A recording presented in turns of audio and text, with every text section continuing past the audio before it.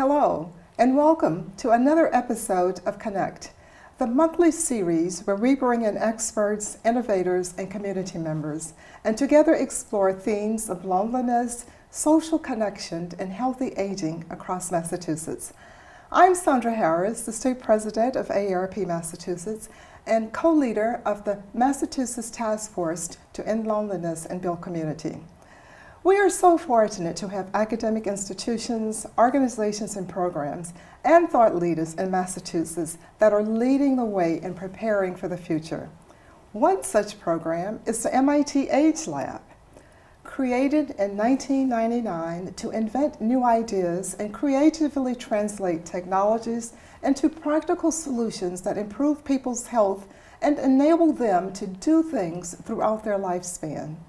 Understanding how the AgeLab impacts our everyday lives is one of the Commonwealth's best-kept secrets.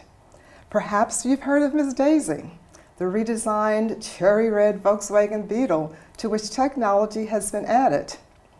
Miss Daisy is a driving simulator used to evaluate in-vehicle technology, cognitive distractions, automations, and the effect of disease and medication while driving. Its purpose? To determine how technology can aid but not overwhelm elderly drivers. Or perhaps you've heard of Agnes, a suit designed to provide insight into the effects of aging. Developed and constructed by physiologists, engineers, and designers, Agnes is more than a suit. When put on, it allows the wearer to experience how products, services, or environments are used and navigated by an older person. It enables the wearer to feel increased fatigue, decreased flexibility in joints and muscles, spinal compressions, and even difficulties with vision and balance. By gaining empathy for these conditions, designers understand and can better design products and services to meet the needs of older adults and persons living with a disability. The AgeLab is also home to a number of other health, communications, and behavioral studies, with the overall goal of developing the technologies, products, and services that will allow older people to live independently, from caregiving and well-being to transportations and livable communities.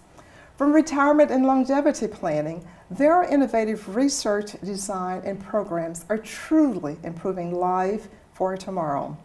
With me today is Taylor Patskanick, Technical Associate at MIT AgeLab.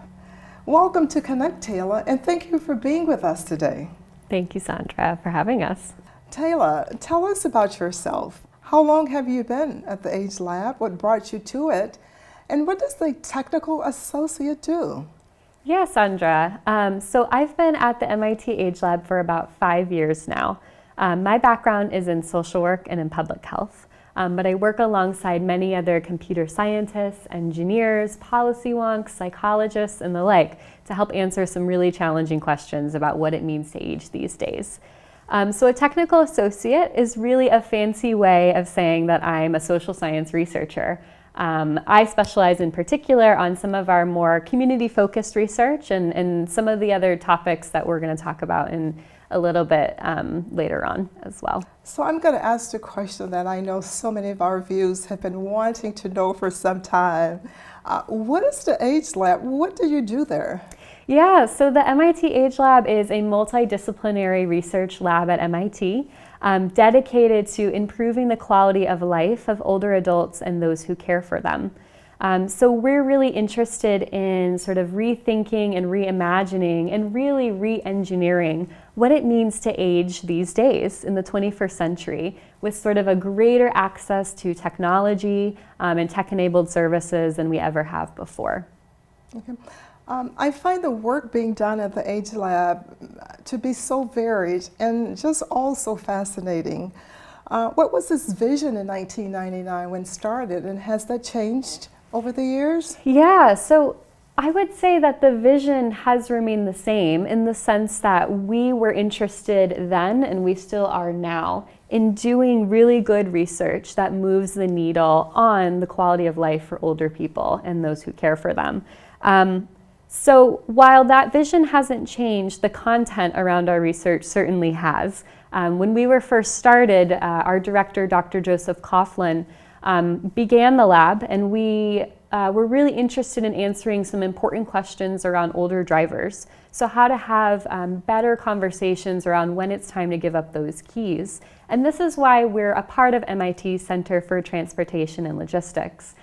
Since then, though, we've really developed a whole broader suite of research that's really focused on examining some of these questions of the implications of longevity across domains like what it means to age in place, what it means to provide and receive care, what does it look like to sort of reimagine our communities as being more livable or age-friendly.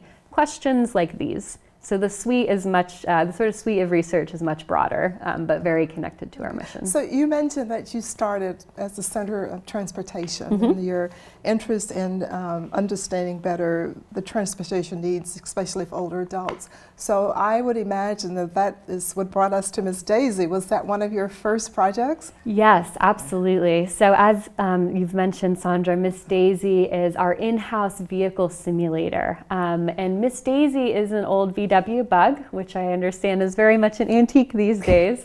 But Miss Daisy has been outfitted to really collect a ton of data about its driver. We're really able to learn a lot of information about driver distraction through all of the different technology-enabled data collection systems that are implemented in the vehicle. And we can put people in different kinds of conditions in Miss Daisy in the lab when it may not be feasible or safe for them to do these things on the road. So you could imagine examining something around a research question around driver distraction and using the cell phone.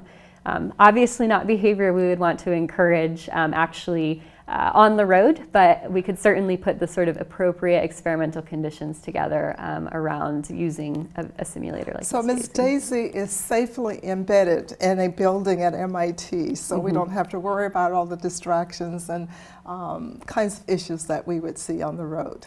Exactly, and we can also manipulate those experimental conditions to simulate different kinds of weather conditions. We could program a dog to sort of run out in the road in front of the driver to test reaction time, things like that. Our team with the Miss Daisy tool most recently concluded a study evaluating the impact of a relatively new medication on individuals with ADHD.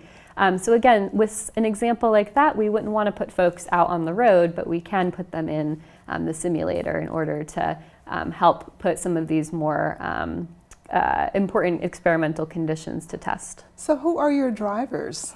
Yeah, so we're interested in doing research on driving with folks of all ages.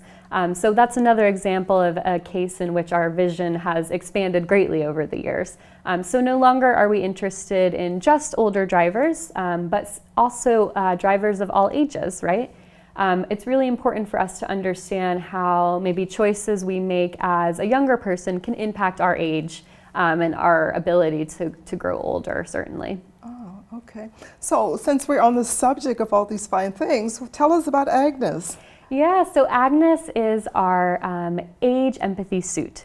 So Agnes simulates what I like to say are some of the more common chronic conditions that can occur as we age. So from head to toe, the suit is a series of bungees, of weights, of braces, that simulate things like arthritis or neuropathy in the joints, that simulate muscle loss. They do things like reduce our range of motion and our flexion. And so all of this is really meant to do that sort of instant transformation of its user. And when you think about how we've applied Agnes, I really like to think about that young MIT engineer or designer who is really developing that sort of disciplinary know-how around designing our services, our products, and our spaces. Because when we put that individual in Agnes, they immediately have that sort of aha moment of understanding that we can actually redesign what our world is like to make things just a little bit less friction a little bit less frustrating and a little bit less fatiguing for us as we age. How exciting. Can you share with us some programs or products that have improved because of the research you've done with Agnes and Miss Daisy? Absolutely. So most recently, we concluded a study with Agnes in which we were leveraging our director, Dr. Joseph Coughlin's spring course focused on global aging at MIT's Department of Urban Studies, where we had a group of his students suit up in Agnes and evaluate a relatively new community space at MIT. It's called the MIT Open Space. It's sort of this convergence of Cambridge and the MIT community. And we had them sort of evaluate elements of the built environment, like the built-in benches, thinking about some of the wayfinding in the space. And we were able to offer the open space and some of the stakeholders associated with that project with really important insights around how to make that space a more age-inclusive place and a destination for older adults for the Cambridge and MIT communities to go to. Okay, so some of this research and some of the findings are always also available to other industries, right? And can you give us examples of ways in which your findings have been used, for example, with automobile manufacturers? Our role with a lot of our research and our outreach and some of these, important conversations that we want to be having is really focused on convening diverse industries and sectors together. So with the work that we're doing, we're really interested in convening, everybody from technology companies to car manufacturers, for example. When I am thinking about our transportation research, as an example, we want to bring all of those different stakeholders together to help them to work together to understand how their systems can be integrated and implemented for folks, really for people's kind of adoption of these different systems. Okay, so you just don't have a front row seat in the aging space.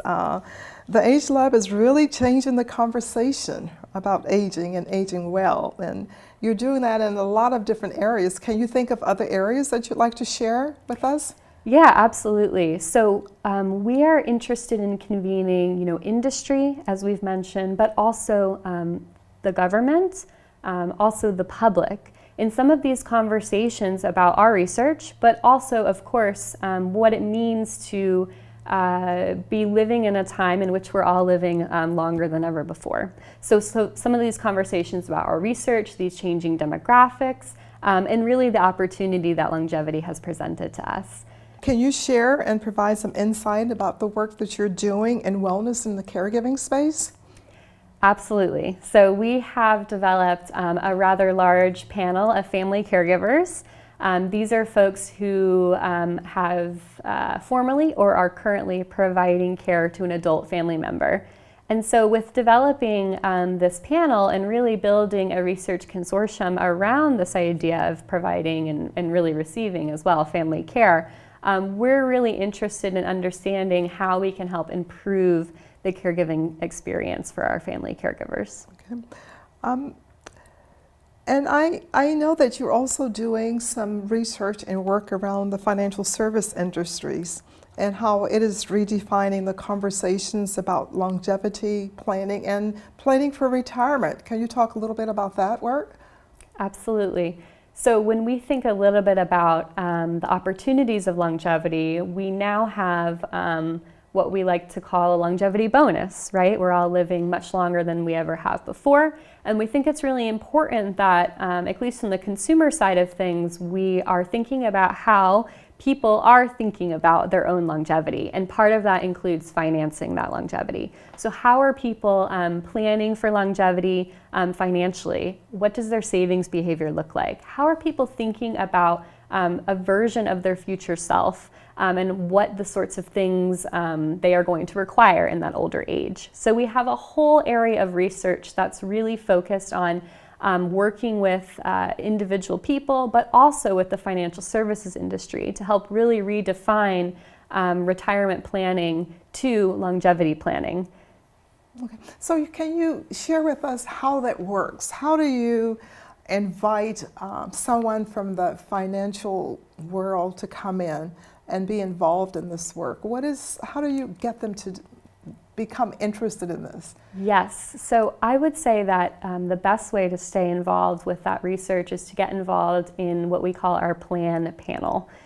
So PLAN stands for Preparing for Longevity Advisory Network, and this is a research panel of financial professionals. So that could be a financial advisor, a financial counselor, anyone who sort of would identify the work that they do as involving the financial services industry. And in that panel, we are constantly tapping folks to participate in surveys, interviews with us, participating in some of our events and the like, to help, again, sort of really push the agenda forward on our thought leadership in this space. Okay. I know that you also conduct a lot of programs and conferences and seminars. For people who are listening today, how can they become a part of that? How can they join and attend some of these conferences? Is there a way to do that, or is it by invitation only? So the best way for folks to stay in touch with us is to get involved in our volunteer database or sign up for our mailing list. So all of these are options that folks can access via our website to sort of let us know a little bit of background information about them and to stay sort of connected to all of our news and upcoming events and the like. We also host speaker series throughout the year, both online and in person. So those are sort of events that are ongoing. And then we also have sort of this suite of research panels that folks can get involved in. So like I've mentioned already, there is this volunteer database which folks can just input their information for and let us know a little bit about who they are. But we also have this family caregiving panel, this financial professionals panel, and then we also have a research panel for folks ages 85 and older that we call our lifestyle leaders panel. So a lot of more specific opportunities available just based on some of the specific criteria that we have for any given study at a given time. But you're also doing some intergenerational work that's very exciting. Want to talk about that? Absolutely. So we also have an outreach program that we call Omega. Omega stands for Opportunities for Multi-Generational Engagement, Growth, and Action. Omega is really dedicated to empowering high school students to do work in their own communities that bring older people and younger people together. We thought that teens in particular were an age group particularly underserved by intergenerational programs. And so we were really interested in developing this whole suite of events, curricula, and a scholarship that's really dedicated to ensuring that teens are really building capacity for activities, projects, research, and the like that really, again, are sort of bringing together older people and younger people. Okay. Now, is this limited to, is this open to teens statewide? Absolutely, Okay. yes. And how do they learn? How do we give them more information? How do they learn more about these programs, Omega? Yes. So students can reach out to us at the AgeLab. We have an email, omega, OMEGA, MIT, @mit.edu. They can give us a call. Our number is 617-253-1894. And then we also have a beautiful webpage for Omega on our website as well with all of our latest offerings. Okay. So in general, how can we, if anyone's listening to us today and this work resonates with them, they're excited about it, and they want to become a part of it, how do they become involved? What would you like for them to do? Yes, so my call to action would be to encourage folks to sign up for our newsletter. You learn all about the upcoming events and the sort of things that are going on with our lab. They can follow us on social media. We are at the MIT AgeLab. Our director, Dr. Joseph Coughlin, also maintains a pretty strong social media presence as well. And he also writes pretty regularly for Forbes, so that's a really good place to also keep up with all of our thought leadership these days. Tell us a little bit about your lifestyle panels. Our 85 plus lifestyle leaders panel is an ongoing research panel of folks ages 85 and older. They participate in ongoing social science research with us every other month, where we are talking about a whole array of different topics around what it really means to really contend with, but also realize the opportunities of advanced longevity in the 21st century. The 85 plus age demographic is one of the fastest growing age demographics in the US. So it's really important to us to understand sort of what is developing for folks as they sort of enter that sort of latest phase of life. So it's an open panel. We're recruiting nationally because we convene workshops both online and in person at Cambridge. So give us an example of what they do. Absolutely. How do you engage them? Yeah, so our most recent topic was on this idea of volunteerism, so really exploring with this group what it has meant to volunteer to them over a life course.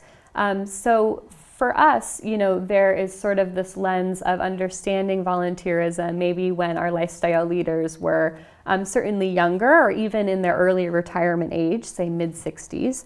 But now that they're in their sort of 85 and plus older age, we're interested in also understanding what volunteerism has looked like for them. And so we're going to be exploring this topic further as well, because we're just beginning to understand that we were hearing in that session perhaps some differences by gender, by profession, and also by sort of region in learning a little more about what volunteerism meant to folks. Let's take a few minutes to hear from one of the lifestyle panelists who shares her experience as a volunteer with the AgeLab. Thank you, Sandra. Today I have with me Gloria Jefferson, who is an 85-plus lifestyle leader research panel member and longtime volunteer with our research initiative. Gloria, how long have you been a lifestyle leader, and why did you decide to join the panel? Actually, I've been a lifetime leader a little over 5 years now. And I decided to join because I was interviewed by another agency organization, and he suggests that I was eligible to be a part of the lifestyle group. And he took my name and gave it to whomever, and they contacted me and invited me to the first meeting, and I went. And I liked it, they liked me, and I've been going ever since. Beautiful, thank you. In your opinion, why is it important to volunteer for research? I think it's important to volunteer for research because it gave me knowledge of what I need to know and what I wanted to know. And by volunteering, you keep abreast for what's going on and the latest of what's going on. And it makes me feel that I'm not getting older. I am old, but it makes me feel as if I can identify with the group now that I'm dealing with. And it was very good to see other people my age or older continue to participate in a research group like this. And I'm almost sure they felt the same way because I see the same people coming over and over. So the MIT AgeLab hosts bi-monthly workshops with the lifestyle leaders. Our most recent topics have included driving retirement, data privacy, extreme weather preparedness. So Gloria, what is your favorite AgeLab workshop that you have participated in? Driving. I received so much information on that, driving retirement. I feel that if you have a good driving record and your health, your eyes and your mobility is good, I think it's good to keep your driving license and keep them active and keep practice as long as you can. Thank you, Gloria. Would you recommend the Lifestyle Leaders panels to others? Yes, because a lot of my friends, some of the neighbors, they're retired and they are not involved in anything. So this is something I would hope that they would enjoy once they got into it. But some of them have transportation problems, some of them have doctor's appointment and all that. But that could be worked out. Mm-hmm. They could reschedule and go to these lifestyle events, which has motivated me to really live longer, mm-hmm. live happier, and communicate, be open to people. So I would recommend as many as I could, and if they would be interviewed and they qualify, to accept it. Perfect. Thank you so much for joining us today, Gloria. Thank you for inviting me. Yeah. I really enjoyed it. Back to you, Sandra.